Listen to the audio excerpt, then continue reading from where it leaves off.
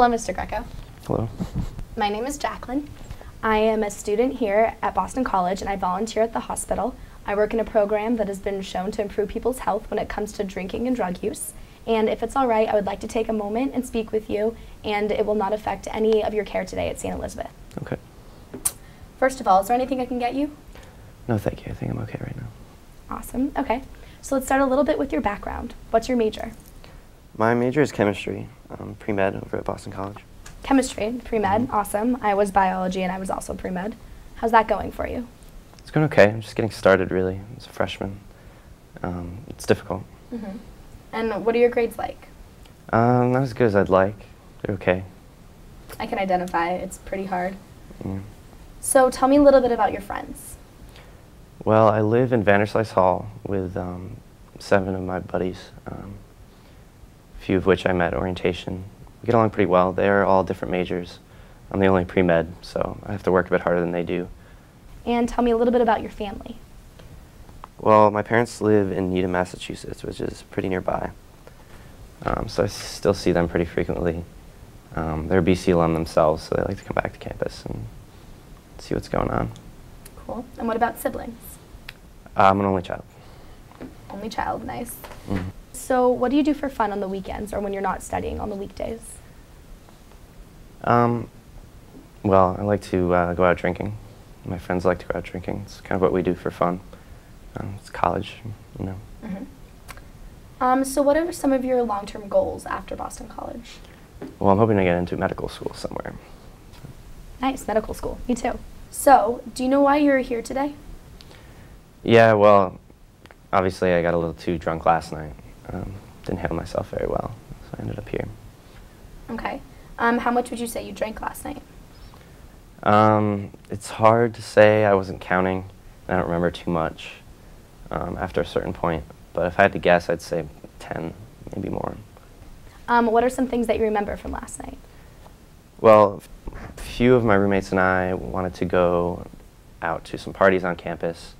Did that for a while. Eventually, I ended up getting separated from them, made my way to the dining hall. I was pretty drunk by then. Saw some people I knew. Was probably acting pretty drunk and foolish. Next thing I remember, to be honest, is waking up here. I'm told that the police found me, the Boston College police found me outside the dining hall puking. So. All right. And does this happen often that you don't remember what's going on? Yeah, I've blacked out a few times already. So I have a couple of forms for us to fill out. Once again, it's all in confidentiality and it will not affect your care today. So, first of all, in your life, which of the following substances have you ever used? Alcohol? Yes. Marijuana? No. All right. What about any other hard drugs such as cocaine, hallucinogens, or opioids? No. All right. In the past 3 months, how often have you used alcohol? Would you say once or twice, monthly, weekly, or daily? I'd have to go with weekly. Weekly? And how many times a week would you say that you drink? 3 times, okay. Average. During the past 3 months, how often have you had a strong desire or urge to use alcohol? Same monthly, weekly, daily? Probably weekly again. Okay. During the past 3 months, how often has your use of alcohol led to social, legal, health, or financial problems? Other than today, can't think of anything, but just this once, I'd say. Okay, this once. During the past 3 months, how often have you failed to do what was normally expected of you because of your use of alcohol, such as handing in your homework or other priorities? Like I said, it's probably affecting my grades. Weekly. Okay, weekly. Has a friend or relative or anyone else ever expressed concern about your use of alcohol? No. Okay. Have you ever tried or failed to control or cut down or stop using alcohol? No. Okay. So tallying these up, that leaves you with a 20, which leads us to our next form. And this form is actually for you. And if we look at the risk level, it would put you at moderate because the 20 is between 11 and 26. A moderate means that you are at risk of health or other problems from your current pattern of substance use. And if you turn the page, you will find some of the like experiences you will have with drinking, such as hangovers as you described and other problems. So this is for you to keep. Thank you. I have one last form. Have you ever ridden in a car driven by someone, including yourself, who was high or had been using alcohol or drugs? No. Okay. Do you ever use alcohol or drugs to relax, feel better about yourself, or fit in? Yeah. Do you ever use alcohol or drugs when you are alone? No. Okay. Do your family or friends ever tell you that you should cut down on your drinking? No. Do you ever forget things you did while using alcohol or drugs? Yes. Have you gotten into trouble while you're using alcohol or drugs before? Yeah, if you count this. Okay. Very good. So, according to our records, your blood alcohol content was a 0.301.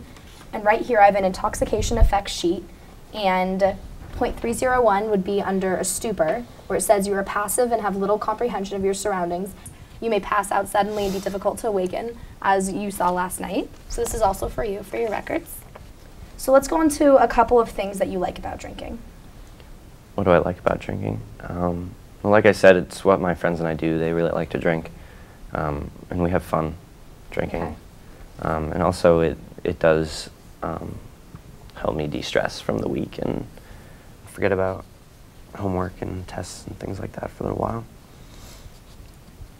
Okay. And what are some of the negative consequences you have seen from your drinking? Well, obviously, I ended up here, so that's obviously negative. And the hangovers tends to affect the rest of the week, my schoolwork and things like that. Like I said, my grades are not as good as they could be, and maybe drinking has something to do with that. If I'm hungover in class, or just spending my time on the weekends drinking with my friends. Okay. So, in summary, it seems that the positives that you see is that it's a way to relax, to hang out with your friends, and something to do when you aren't studying. But we also see that you have hangovers that you don't enjoy, you've ended up in the hospital, and your grades are slightly suffering. So, all things considered, where does this leave you? On a scale of 1 to 10, how ready are you to change your drinking habits? 1 to 10, I'd probably say I'm a 7. 7. Now, why would you choose a 7 and not a 3? Well, like we said, there seems to be more cons than pros. Like, it helps me de-stress, but in the long run, it's really affecting my schoolwork negatively. And okay. So in order to change, as you say that you'd like to do, what are some goals you can set for yourself? well, I think like last night in particular, if I'd been counting my drinks, I would have maybe prevented myself from going so far overboard. So that's something I could do in the future. Maybe try and stay down around 5 or 6 drinks instead of 8 to 10. And maybe only drink once or twice a week. Okay. And what is a way that you think that you can achieve these goals? Well, it could be difficult, like I said, because my friends like to drink a lot, and it's basically what we do for fun when we're hanging out together. And I don't want to lose my friends. I live with them. But I guess I could probably look for other things to do. I've been wanting to get involved in an intramural soccer team, meet some other people, spend my time on the weekends differently. That sounds perfect. So your plan right now is to decrease to about 5 or 6 drinks per occasion, to only drink once or twice a week, and also to maybe join an intramural soccer team in order to meet some new friends. I have written these all down for you, and I'm going to have you sign it as agreement just between you and yourself, and you get to keep this paper. In addition, would it be all right to contact you in about a month to see how you're doing? Sure. Thank you so much for your time, Mr. Greco. It has been wonderful to meet you. Know that St. Elizabeth's is always here to help you, and that we will be in contact. Good luck with everything. Thank you. Thank you.